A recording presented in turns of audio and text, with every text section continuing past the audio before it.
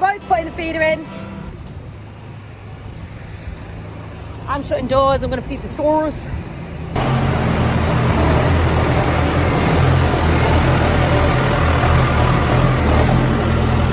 Feeding the stores. They're still on their bucket of barley. And then I hold everybody back for a little while because the cows have just been leaning over and absolutely robbing the barley off them. Is 1,600 kilos of first cut silage. I'm just waiting for these to hurry up and eat it. Can you see what I can see?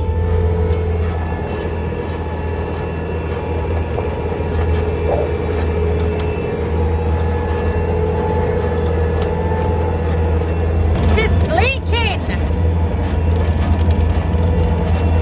It's leaking from under here, in here, I think. Or is it leaking from there? Where's it leaking from?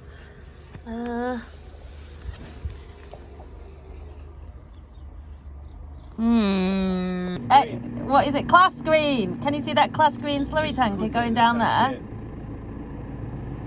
What's he got? Called Curtis that we know, and he's got this giant big like tandem axle Abbey tanker in class green. You don't see it normally. It's really funny. They look good behind a Xerion. I don't know whether I was winking at Ollie then to get one of them or winking at Curtis to get a Xerion. Ignore that. I don't know what I was doing. I was just winking. A picture of it in, and he's so cool because he's got a blue voucher like us. The T-Series, and he does say it's reliable. So actually, it has no relation to our tractor whatsoever. It's the same colour and it's got a V on the bonnet. That is where the similarities stop.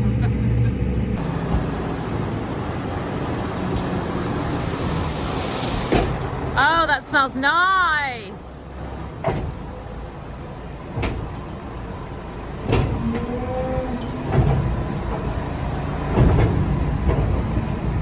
Yes.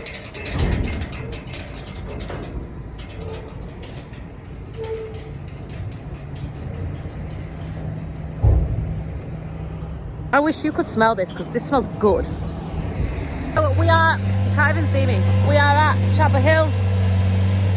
We're mucking everything out because we are doing everything here today as we don't want a lot to do tomorrow morning before I go, and it needs to be, sorry you can't even see me, it needs to be as easy as possible for when I'm away for Roy. This animal here, I'll show you,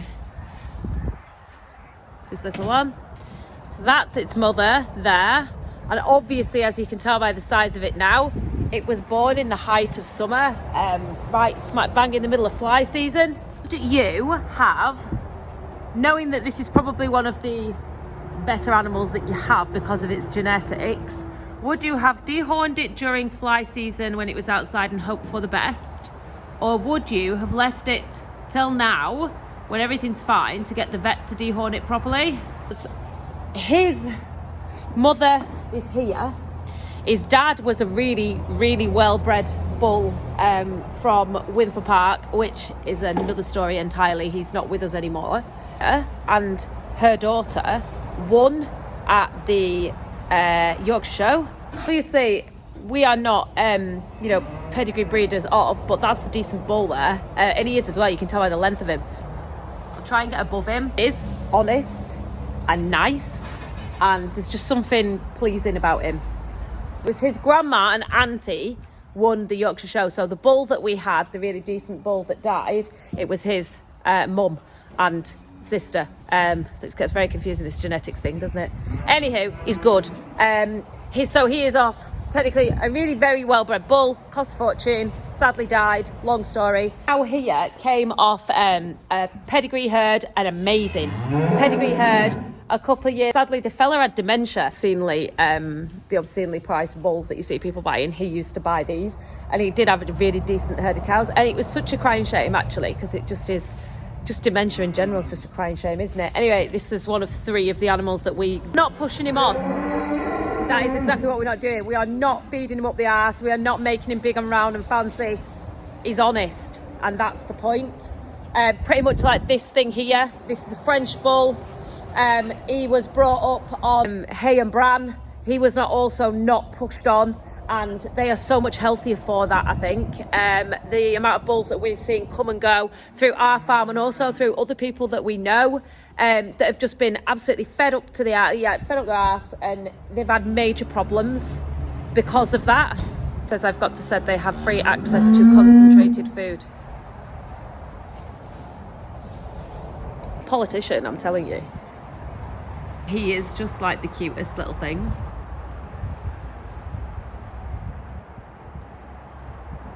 He's just named this video Charlotte Talks Bull. I'm showing you how big she is.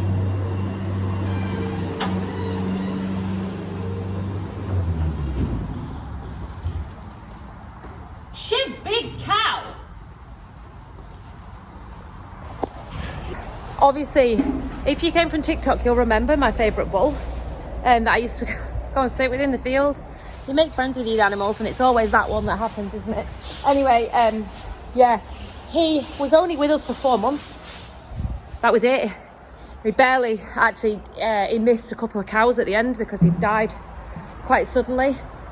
He started going downhill. We thought he'd just been a very busy boy. So we kept an eye on him, and anyway, he started going down a little bit more hill. So we brought him in and we got the vets to have a look at him. They didn't do any internal examinations because obviously what you're going to look at. And they said he's just a young bull. He's obviously been fed up before he came to us. And then he's lost a lot of condition because he's been working hard. That would be an accurate, presumption to make. Anyway, we went out one morning. He carried on losing weight. Oh my God, I was giving him so much food thinking that he just needed to gain weight. And he was such a lovely animal, honestly. He looked good. He was just so kind. He'd been like halter trained and stuff, so he was right up my street. Anyway, we came out one morning and he'd like ruptured out of his back end. People though, innit? Make friends with nothing and it won't disappoint you or die. Life lesson there, kids. This bull here, he's just a young lad, but he is our chance to recoup some of the money that obviously we lost on the very nice bonny bull that we lost. No pressure, little bull, wherever you are. There. Now she's actually the mum to Chaz, our stock bull that you see me walking around with every day. So for 1,300 quid in 2016, if she leaves behind 2 stock bulls, she's done a bloody good job. This is a bale nipper. If you hadn't seen one before, which I highly doubt, but just in case, all it is, it squeezes and you go above a bale, you pick it up and you move it. This, you go underneath the bale, squeeze them together and lift it up. It's just a different type. Now we do make bales, we don't make as many as we used to. Where this silage pit stands here now, we used to make 1,000 bales at least a year when we moved here. Obviously the silage pit's come along and we don't need to do that anymore. So the reason why the baler had 2 male ends on is because it was on a Manitou. Maybe I should have left it. Could have come in useful for the future. I'm fixing.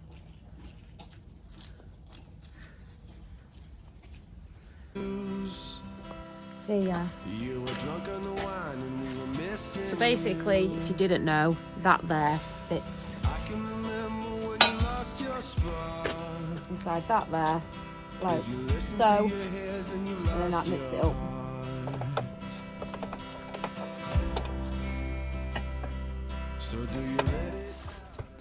So next time we come to use this, it has a fresh pipe on, because there's nothing worse than coming to use something and everyone falling out, which we do, over whose fault it was that they broke it in the first place 2 years earlier and then didn't fix it.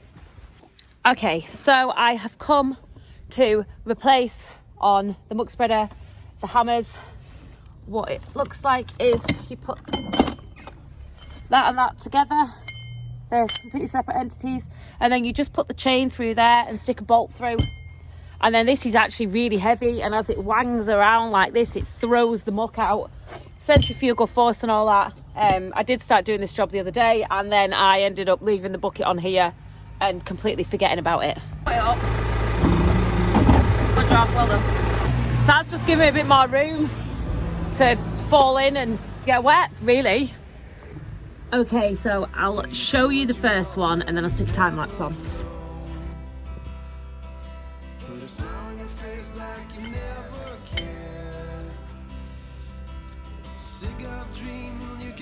Four, I think.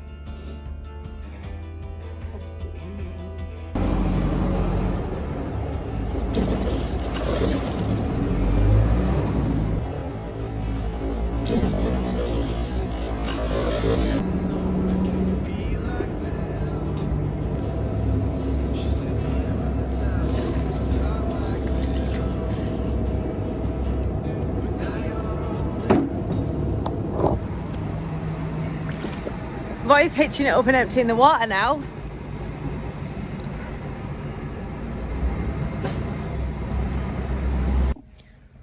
I'm going for a shower.